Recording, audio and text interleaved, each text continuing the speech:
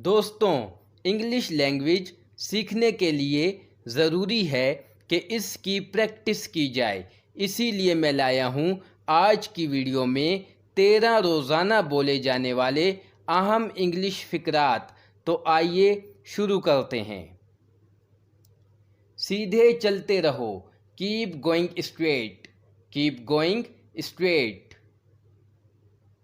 कोई नहीं था आसपास, nobody was around, nobody was around। इसे बाद में करना, do it later, do it later। ख़ानदान ख़ानदान होता है, family is family, family is family। चुपचाप बाहर आओ, come out quietly, come out quietly।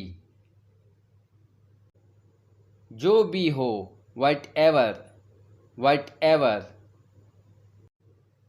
उन सब को इस्तेमाल करो, use them all, use them all। मेरी फ़ोटो खींच दो, take my picture, take my picture। इसे खींचकर खोल दो, pull it open, pull it open। फटाफट यहाँ आओ, come here quickly, come here quickly। हमारे साथ चलो, walk with us, walk with us। सीधे खड़े हो जाओ, stand up straight, stand up straight।